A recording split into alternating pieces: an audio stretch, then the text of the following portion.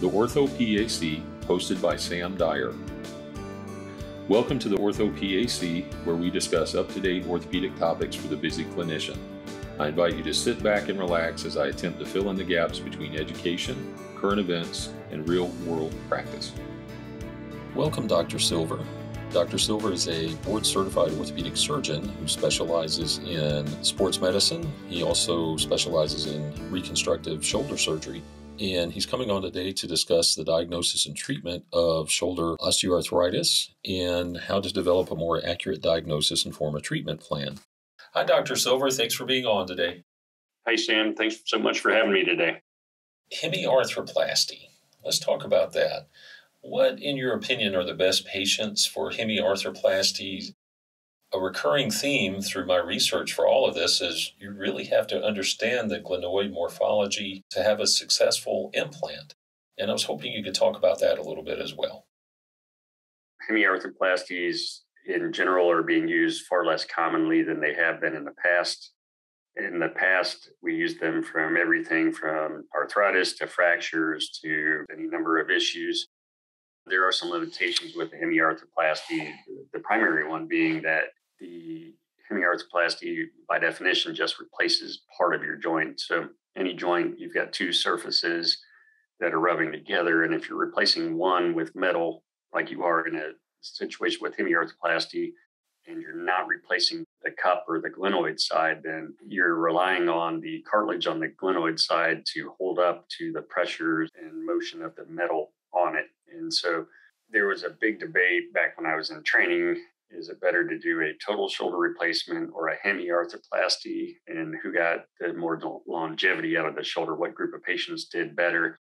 The clinical trials have shown that the total shoulder patients end up holding up better because the patients who have hemiarthroplasties end up getting arthritis on the cup side, and then they're starting to have the same type of pain that led them to have surgery in the first place. So I rarely personally do a hemiarthroplasty in a significantly younger patient. It might be something that I would consider. In general, somebody with any sort of arthritis, I don't consider hemiarthroplasty because hemiarthroplasty, again, only fixes half of the joint. As far as the glenoid side and the glenoid morphology and or pathology, if there is any of that, I feel like a hemiarthroplasty is not a good idea for the patient. If they have a pristine cartilage cup and they have pristine glenoid labrum that helps as a shock absorber between the ball and the glenoid, then maybe that's a good scenario to consider it in a very young patient. But in a typical patient population, 60 to 80, let's say, I feel like a total shoulder arthroplasty is going to be better in terms of outcome, pain relief, motion, etc.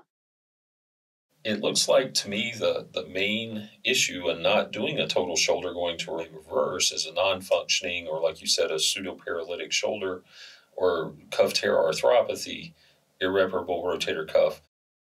Why are those things contraindications for total shoulders and you would revert to a reverse? You're exactly right. The question is always, are we going to do a total shoulder standard ball on the ball side, cup on the cup side, or a reverse? And so the two big categories that we do a reverse for are, number one, irreparable rotator cuff tears, where we cannot put them back together. That's because the muscle is atrophied too much or there's too much destruction of the tendon and tissue to achieve a repair. And then number two, we do reverse total shoulders for fractures. And it ends up being for the same reason. When you have a bad shoulder fracture where the tuberosities are broken off, the ball is broken off, the shaft is broken off, we worry about the tuberosities in particular healing back to the rest of the bone. If that doesn't happen, then you essentially have a big rotator cuff tear. The end result is the same as if you just have a rotator cuff tear arthritis or a comminuted proximal humerus fracture, that the cuff's not functional. Why that matters is with the implant, if you put a total shoulder, not a reverse, but a regular total shoulder in a patient with a big rotator cuff tear, the forces that keep the ball centered in the cup are not there if the rotator cuff is torn. And the ball ends up moving out of position, again, not in a centered position, but out towards, typically up on the cup. What we saw years ago was that motion would knock the cup physically out of the glenoid. And so you would end up having a loose piece of plastic floating around inside the shoulder. You have to go back in surgically. The other issue with doing a regular total shoulder replacement in patients who have a cuff tear is they just don't have the strength and they don't have the motion that you achieve with a reverse total shoulder. And the reason for that is kind of similar. It's force vectors, essentially.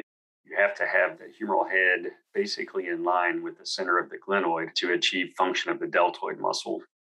If the rotator cuff's torn, the center of the ball is not going to be centered in the center of the glenoid. It's going to be up.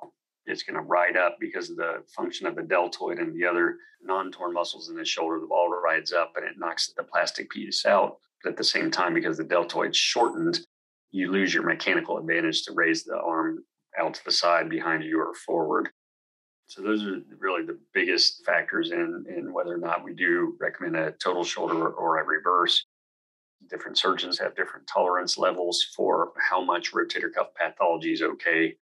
I won't consider a total shoulder replacement in a patient with a atrophied, large, irreparable rotator cuff tear. I might consider a total shoulder in a patient with a partial thickness tear, but I'm always cautious in counseling the patient that it's possible the rotator cuff could continue to fray and tear further, and we might have to consider a reverse. In general, we think about doing reverses in older patients and totals in younger patients just to preserve the most function as possible, but that's not a hard and fast rule. Someone has a glenoid defect, and you might have mentioned this earlier when we were talking about the past medical history, but somebody has a defect. What do you do? What can you do to correct that? That's not as big of a problem, thankfully, as the rotator cuff ends up being. Whether it's a total shoulder replacement or a reverse total shoulder replacement, there are special implants that we can use that essentially replace the injured glenoid part with metal. They're essentially referred to as wedges, and it's either a half wedge or a full wedge, but we can basically restore the surface of the glenoid by using these metal wedges where the bone has been damaged. And so thankfully, if the rotator cuff's okay in that situation, we just put a total shoulder in with an augmented wedged glenoid. If the rotator cuff's not okay, then we put a augmented wedged, it's called a glenosphere of the ball in that situation for a reverse, put an augmented wedged glenosphere in. It's very important to be cognizant of that before surgery, to have those specialized wedge implants available. And so generally speaking, we get an MRI or a CT on everybody before any total shoulder replacement procedure, so we can understand the anatomy, so we can see things like glenoid bony defects, and so we can prepare prior to getting to the operating room and make sure we have everything available that we need. I do use those advanced imaging studies, MRIs and CTs, to build a map of the patient's cup in my brain so that I know where to position the implant and where to drill the holes and where the best bone is going to be. In the past, we may not have used CTs and MRIs as much, but it's really hard with just x-rays to be able to fully, in 3 dimensions in your head, visualize. And that's really where MRI and CTs become very helpful. Absolutely. And the actual ball or the glenosphere has to be seated a little bit inferior on the glenoid. Is that your experience?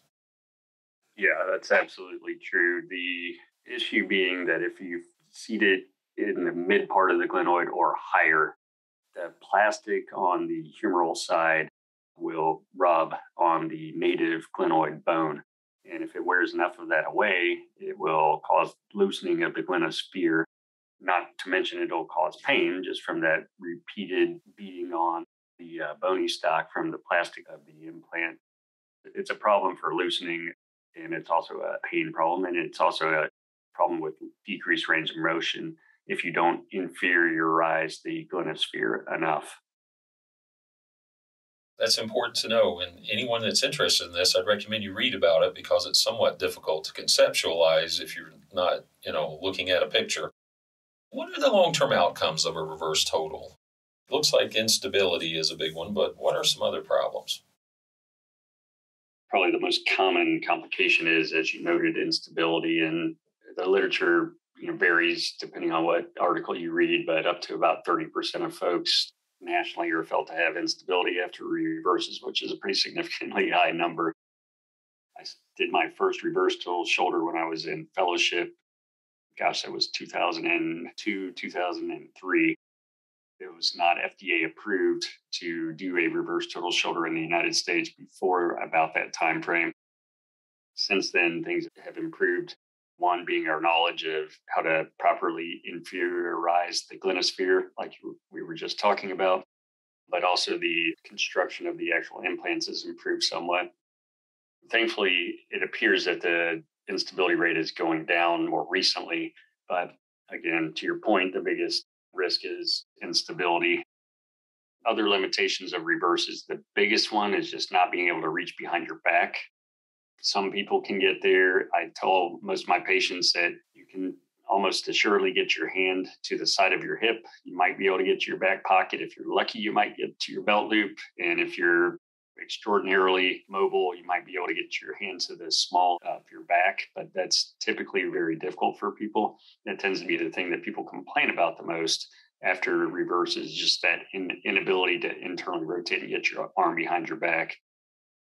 Otherwise, I tell my patients to expect about 2/3 of the motion that they had when their shoulder was completely normal. It should be able to forward flex to about 120 degrees and abduct to about 120 degrees.